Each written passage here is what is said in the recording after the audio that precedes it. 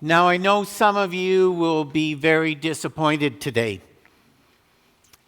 Traditionally, this Sunday and the afterglow of Easter has been Holy Humor Sunday.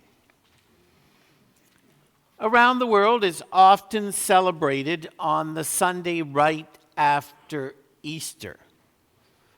This year, because of all the anniversaries, the timetable got mixed up. That's why I put the Elvis glasses on to give you a little humor today. But we haven't written Holy Humor Sunday off. Mark down Sunday, June the 1st, when we will continue to consider the theme, the Gospel of Meme. Today's theme, though, is not Holy Humor, it's Go, Go, Go. It's not sponsored by Metrolinx. Rather, it is a service based on Jesus' words that Suzanne read in that post-resurrection appearance. Jesus said, "As the Father has sent me, I am sending you." Jesus is sending the disciples with the sense of go into the world. They aren't to remain in that room with the doors locked. They are to go. More about those instructions Jesus gave to the gathered disciples in the room on the first Easter, but more in a moment or two about the instructions Jesus gives to us as gathered disciples in this room in 2025. Sermon titles are not something I struggle with. Looking at each Sunday's Bible reading or the events in the liturgical or the Walton church calendar, sermon titles just keep flowing into mind. For example, today, we could call the message "Thank You, Thank You Very Much." Those timeless words of Elvis work today. Tricia and Susan and the Walton Stewardship Committee have shared words of thankfulness. I echo their words. Thank you very much. In recent days, we've heard of a local congregation being sold. They could not afford to fix their roof. We heard of another local congregation that just run out of money. So their future is unsure, and we pray for them as a worshiping family of faith, what the future will hold. As we heard at the end of the first quarter of 2025, we've heard of the incredible generosity of the Walton clan. Your regular financial support provides us on a solid basis at the end of the first quarter as we move into the spring and summer, the time of vacations and travels and lower attendance. It's laid a positive foundation for the next 2 quarters. This Sunday's message I could also have called "Mark Your X." Not the Christian symbol X, which means Christ, the risen Christ who we celebrate today, who is not in the tomb, who is not behind the boulder, who is not guarded by soldiers, but is risen from the dead. The sermon title, "Mark the X," today is rather about voting tomorrow. I know many of you have voted in advance polls. Wonderful. But if you haven't, please go out and vote.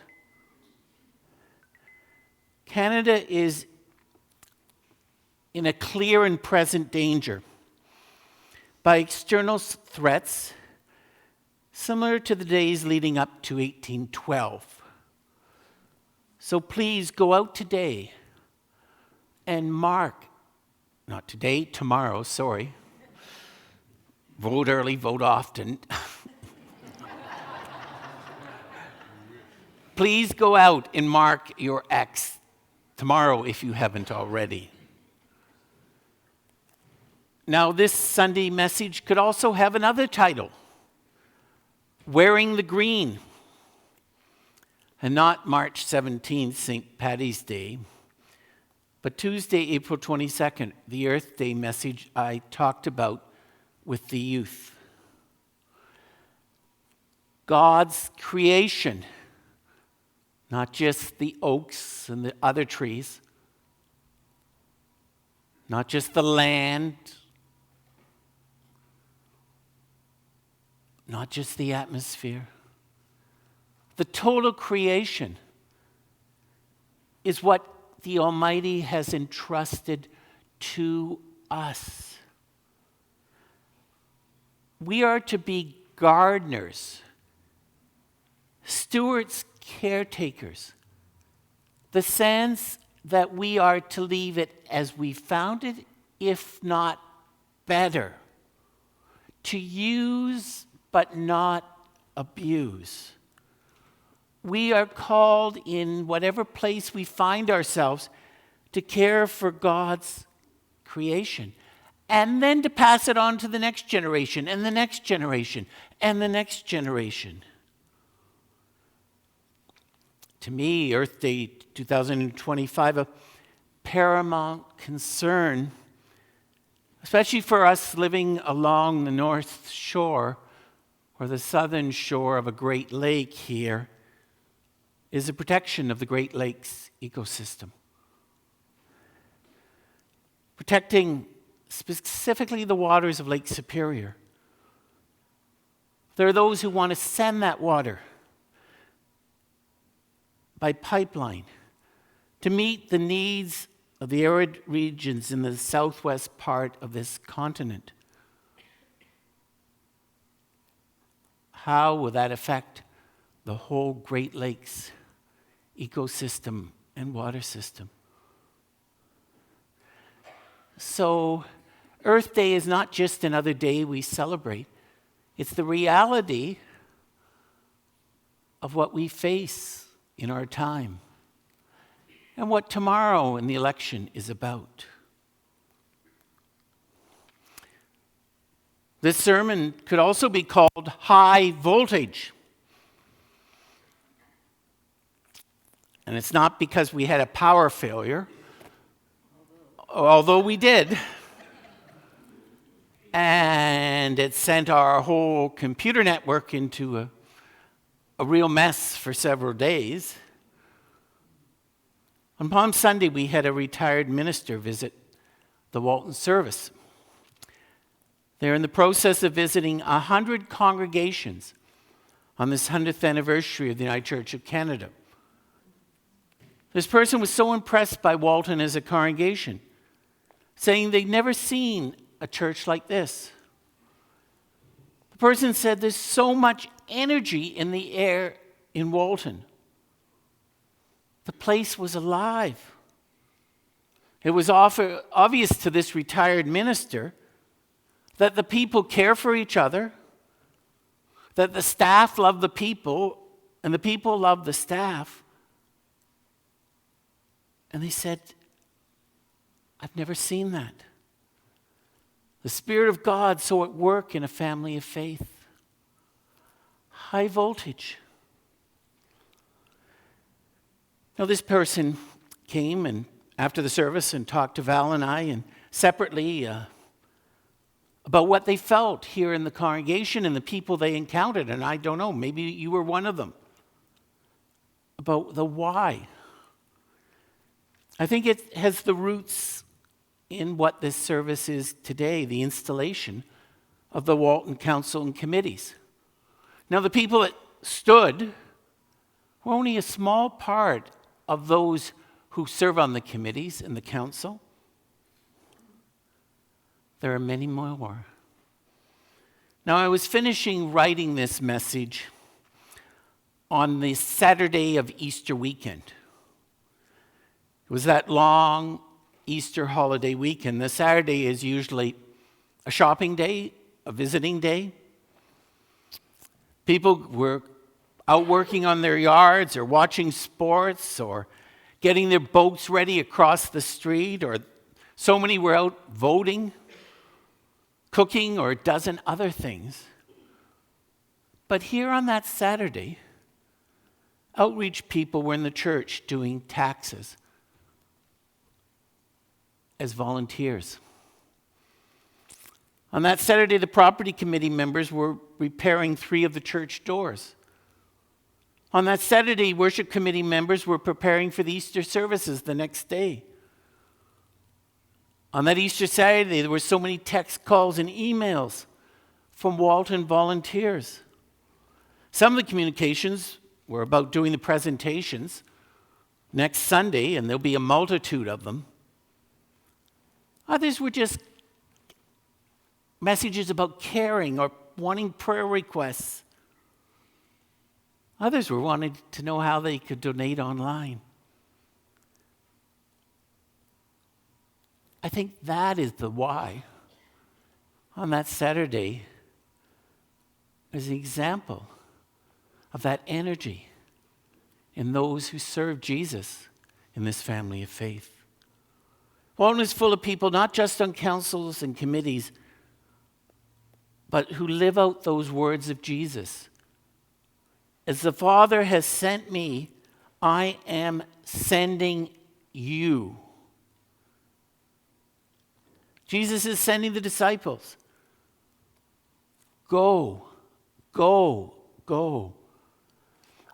We are to be in the world. We are to live out the gospel in both word and deed, where we live and move and have our individual lives. We try to walk in the steps of Jesus. It's not easy, is it? In many ways, the gospel is countercultural. It is opposite to what the world around tells us we should be doing and we should be about. We do believe in empathy and sympathy and caring. We do believe it's not simply of the head, but of the heart and the soul. In the reading today, Jesus says not once, not twice, but 3 times to those disciples on 2 separate occasions, "Peace be with you." And then again Jesus said, "Peace be with you. As the Father has sent me, I am sending you. Peace be with you." Peace. Words of the disciples after the resurrection, addressing their fear and confusion. Wow. 3 years on the road with Jesus. Everything's turned upside down on Friday and again on Sunday, and he's here. We can touch the marks where the nails were in his hands. What is happening? So, peace be with you is more than a greeting. It's about a calming anxiety, in affirming the presence of Christ with us. It's an emotional calm. We are living in anxious times. Many say that. I just feel so anxious. Others say I've stopped looking at the news. Or it comes to this or that on social media, on a podcast, on a newscast. I just turn it off or I flip ahead. Jesus said to those disciples in uncertain times, "Peace be with you."